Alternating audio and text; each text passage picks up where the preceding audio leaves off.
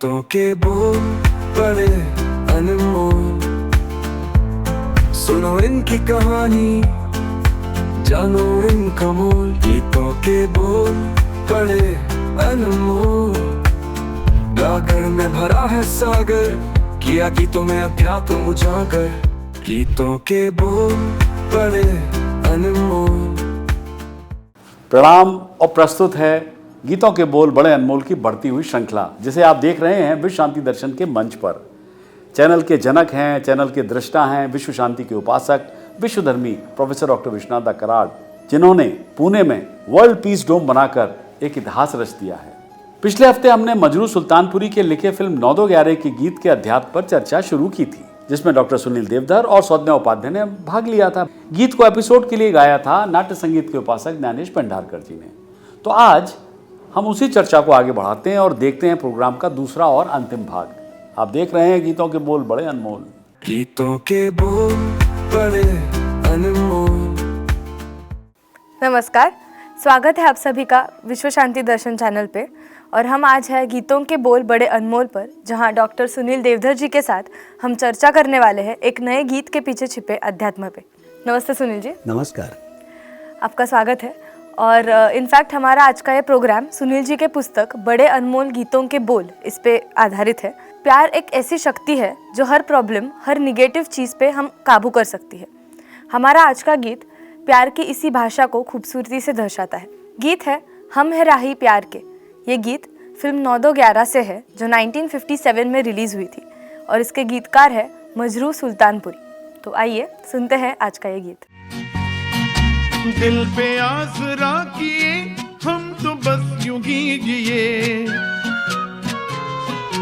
दिल पे आसरा किए हम तो बस यूं ही जिए। एक कदम पे हंस लिए, एक कदम पे रो लिए, एक कदम पे हंस लिए, एक कदम पे रो लिए। जो भी प्यार से मिला हम उसी के हो लिए, हम उसी के हो लिए। जो भी प्यार से मिला हम उसी के हो लिए। दिल पे आसरा करके हम बस यूं ही जी लिए।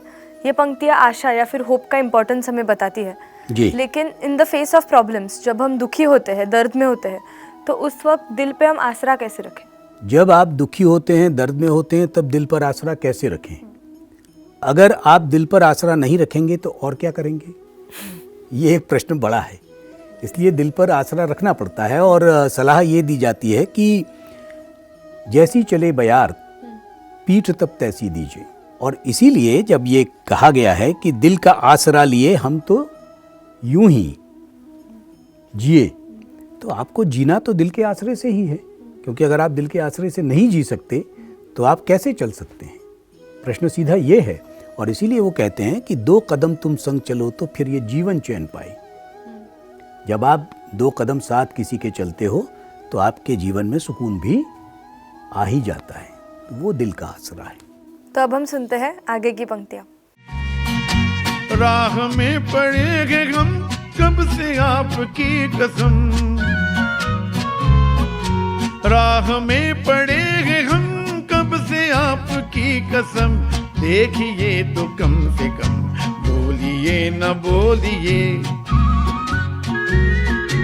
देखिए तो कम से कम बोलिए न बोलिए। जो भी प्यार से मिला हम उसी के हो लिए, हम उसी के हो लिए। हम गिराए प्यार के हमसे कुछ न बोलिए। राह में पड़े हैं हम कब से आपकी कसम। गीतकार यहाँ क्या कहना चाहते हैं? मतलब ये जो पंक्तियाँ है वो सिर्फ फिल्म के सिचुएशन को देख के लिखी थी या इसमें भी अध्यात्म है? निसंदेह फिल्म की सिचुएशन को देखकर ये पंक्ति लिखी गई होगी। लेकिन इस पंक्ति में जब ये कहते हैं ना कि कल्पना की उड़ान तो कई तरह से हो सकती है। राह में पड़े थे हम कब से आपकी कसम। किसकी राह में पड़े थे? किसकी की राह में आप पड़ सकते हो? आप ये देखिए कि हमारे साधु संत, हमारे फ़कीर कब से साधना में रत रहते हैं और उन्हें जवाब कुछ नहीं मिलता। क्योंकि जवाब तो जाने कब मिलता है, जब उनकी थोड़ी बहुत साधना सिद्ध होती है, और वो भी होती है कि नहीं होती है। तो वो किस राह पर होते हैं? ईश्वर की राह पर होते हैं, लेकिन उन्हें जवाब कुछ नहीं मिलता। और इसलिए कभी कभी एक शेर बहुत खूबसूरत ढंग से कहा गया है कि मेरी ज़बां से मेरी दास्तां सुनो तो सही, मेरी ज़बां से मेरी दास्तां सुनो तो सही, यकीन करो न करो मेहरबान सुनो तो सही। तो ये जो बात इसमें कही गई है कि आप बोलिए ना बोलिए, कम से कम देखिए। तो जब हम ईश्वर की भक्ति कर रहे होते हैं तब भी आप ये देखिए कि ईश्वर बोल रहा होता है क्या आपसे? आप मूर्ति के सामने खड़े हैं या निराकार ईश्वर के भी उपासक हैं, तो वो आपसे बोल रहा होता है क्या? लेकिन एक चाहत होती है कि हमें कुछ न कुछ तो देखने को मिले। इस्लामिक दर्शन में एक इस तरह की घटना है कि हज़रत मूसा ने ये ज़िद करनी चाहिए कि हम ईश्वर को देखना चाहते हैं। तो ईश्वर कहीं दिखाई देता है क्या? नहीं। तो उनकी एक ज़िद थी कि हम ईश्वर को देखना चाहते हैं। तो भक्त तो ज़िद कर सकते हैं, और ईश्वर भी भक्त की उन ज़िदों को किसी न किसी तरह से पूरी करते हैं। तो बात तो ये हुई कि तुम नहीं देख सकते, लेकिन क्या हुआ कि एक तेज़ बिजली सी चमकी और ख़त्म। वो देख नहीं सके कि क्या हुआ था। और इसलिए एक वो शेर कहा जाता है कि नकाब उलट दिया मूसा ने तूर पर उनका, गुनाह अगर सलीक़े से हो तो गुनाह नहीं। यानी ईश्वर को देखने का ये गुनाह ही था एक किस्म से, लेकिन भक्त की जिद को मालिक ईश्वर खुदा पूरा करता है। और इसलिए जब उन्होंने कहा कि हम देखना चाहते हैं, तो देख तो नहीं सके, एक लाइट सी चमकी, और इसीलिए कहते हैं वो तूर का जो पर्वत है ना वो काला है, तो वो काला पड़ गया। तो नकाब उलट दिया मूसा ने तूर पर उनका, गुनाह अगर सलीक़े से हो तो गुनाह नहीं। तो ईश्वर को देखने की चाह कोई गुनाह नहीं है, क्योंकि बरसों से ईश्वर को देखने की चाह मनुष्य के अंदर है।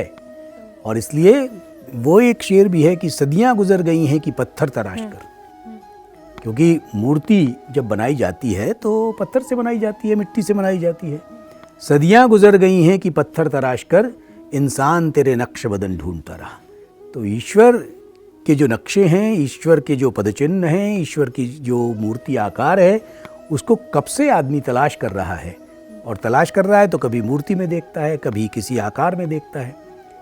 तो ये बात है कि किस तरह से आप चीज़ों को देखते हो। थैंक यू सुनील जी, आपने बहुत ही अच्छा एक्सप्लेन किया। कहते हैं कि असली प्यार एक धर्म है। ऐसा प्यार भक्ति भावना से, डिवोशन से परिपूर्ण है, और संदेह यानी कि डाउट से वो मुक्त होता है। सो नफरत की भावना दिल से मिटा दीजिए, and let's all of us try to be more loving and understanding towards each other. देखते रहिए गीतों के बोल बड़े अनमोल। मिलते हैं अगले हफ्ते। धन्यवाद। Welcome back. एक बार पुनः आप सभी का स्वागत और हार्दिक अभिनंदन। चर्चा हो रही है गीतकार मजरू सुल्तानपुरी की। मजरू सुल्तानपुरी का जन्म उत्तर प्रदेश के सुल्तानपुर में असरार हुसैन खान के रूप में हुआ था। उनके पिता पुलिस कांस्टेबल थे। अलीगढ़ में फारसी का अध्ययन करने के बाद वे बम्बई चले गए। 1947 में मजरू की पहली फिल्म के.एल. सहगल की शाहजहां को म्यूजिकल हिट घोषित किया गया था। उसी दौरान विभाजन हुआ और फिर दंगे भड़के। दंगों के दौरान मजरू संगीतकार नौशाद और गीतकार शकील बदायूनी के साथ मुंबई में एक साथ एक घर साझा कर रहे थे। लेकिन नौशाद और शकील वामपंथी विचारों के मजरू से एकदम भिन्न थे, एकदम अलग थे। मजरू को उन्होंने चेतावनी भी दी कि उन पर हमला हो सकता है, पर मजरू नहीं माने और फिर दंगों से बचने के लिए वे दोनों मजरू से अलग हो गए। और फिर इधर मजरू भी एक दिन जान बचाकर किसी तरह भाग रहे थे। आधा किलोमीटर पैदल चलकर वो दादर के रंजीत स्टूडियो में पहुंचे। किस्मत उनकी अच्छी थी, वहाँ नरगिस की माँ जद्दन बाई थी उस स्टूडियो में। उन्होंने मजरू को 8 महीने तक आश्रय दिया, एक माँ की तरह, जब पूरा फिल्म उद्योग बंद था। और फिर वक्त गुजरा। अब नौशाद और मजरू ने आपस में सुलह कर ली थी। मजरू की बेटी की शादी नौशाद के बेटे से हुई। इधर मजरू की लेखनी का कमाल श्रोताओं की आत्मा को छू गया। हालांकि उर्दू शायरी उनकी पहली पसंद थी, लेकिन उन्होंने सरल हिंदी में लिखा जो सभी वर्गों द्वारा समझा जा सकता था। यूं तो मजरू सुल्तानपुरी ने अपने दौर के टॉप म्यूजिक डायरेक्टर्स जैसे अनिल विश्वास, नौशाद, मदन मोहन, ओपी नैयर, रोशन और लक्ष्मीकांत प्यारेलाल के साथ काम किया, लेकिन उनका सबसे बेहतरीन काम एस.डी. बर्मन और आर.डी. बर्मन के साथ हुआ था। आर.डी. और मजरू की जोड़ी ने तीसरी मंजिल, यादों की बारात और हम किसी से कम नहीं फिल्मों के गीत लिखे थे। वे सही माने में ये सारे गीत उस फिल्मों के मील का पत्थर थे। लेकर हम दीवाना दिल फिरते हैं मंजिल मंजिल। मजरू ने उर्दू कविता का एक संकलन भी प्रकाशित किया था जिसका उचित शीर्षक गजल था, जिसके लिए उन्हें महाराष्ट्र सरकार का उर्दू एकेडमी पुरस्कार मिला और फिर बाद में मध्य प्रदेश सरकार के इकबाल सम्मान और महाराष्ट्र सरकार के संत ज्ञानेश्वर पुरस्कार से भी वो सम्मानित हुए थे। मजरू सुल्तानपुरी इतना ही नहीं, दादा साहब फाल्के पुरस्कार पाने वाले पहले गीतकार थे। तो देखा जाए तो महाराष्ट्र सरकार का उर्दू एकेडमी पुरस्कार और फाल्के अवार्ड से मजरू सुल्तानपुरी में एक दिलचस्प विरोधाभास देखने को मिलता है, उनकी पर्सनैलिटी में, उनकी लेखन में। उनके मुंबई के साधारण घर में जहां सर्वोच्च फिल्म सम्मान दादा साहब फाल्के पुरस्कार दिखाई देता है, तो वहीं उसी अलमारी में सर्वोच्च उर्दू साहित्य पुरस्कार इकबाल सम्मान के साथ भी रखा हुआ दिखता है। एक तरफ गीतकार आम आदमी के लिए ढेर सारे गीत पेश कर रहा है, तो दूसरी ओर एक कवि और शायर अपनी लेखनी और पारखी से कदरदानों के लिए उर्दू में मुट्ठी भर छंद पेश कर रहा है। लेकिन मजरू अपने दोहरेपन से उतने मंत्रमुग्ध नहीं थे जितना आप सोच सकते हैं। कुछ भी हो, उनके अंदर का कवि उनके अंदर के गीतकार को बिल्कुल खारिज करता था। उदाहरण के लिए हर कोई उनके यादगार गीत ईना मीना डीगा पर नाच रहा होगा, लेकिन जब मजरू से इसका जिक्र किया तो उन्होंने इसे कह दिया कि ये तो भाई बाजीगरी थी और कुछ नहीं। एक अर्थ में इस आप निंदा के स्वर को समझना कठिन है, क्योंकि गीतकार के रूप में वो न केवल प्रभावशाली है बल्कि कायलजयी भी हैं।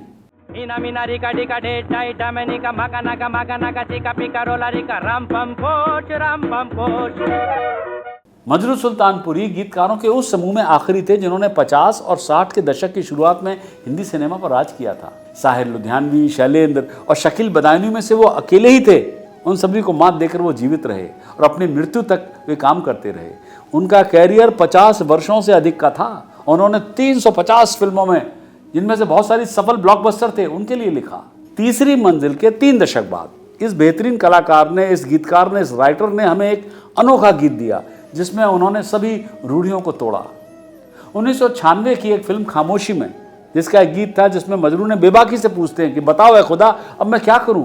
सिर्फ मजरू जैसा आत्मविश्वास और क्षमता वाला व्यक्ति ही इस तरह के विरोधाभास से बच सकता है, मगर अब ऐसे गीत नहीं बनते हैं। मजरू सुल्तानपुरी ने कहा था कि मैं अकेला ही चला था जाने मंजिल, मगर लोग साथ आते गए और कारवां बनता गया। उनके गीतों का ये कारवां आज भी हमारे साथ है और हमेशा रहेगा। तो मजरू सुल्तानपुरी के विषय में दी गई इस जानकारी के बाद मैं भी देता हूं अपनी वाणी को विराम। अगली बार ढूंढेंगे अध्यात्म साहिर लुधियानवी के लिखे फिल्म वक्त के गीत में, जिसके बोल हैं आगे भी जाने ना तू, पीछे भी जाने ना तू। आगे भी जाने ना तू, पीछे भी जाने ना तू। हमारे पास्ट को तो हम बहुत गहराई से जानते हैं, तो ये जो लाइन है पीछे भी जाने ना तू, तो इसका क्या मतलब होता है? अगर हम ये कहते हैं कि हम जानते हैं, इसका मतलब है कि हम कुछ नहीं जानते हैं। ये है कल, आज और कल।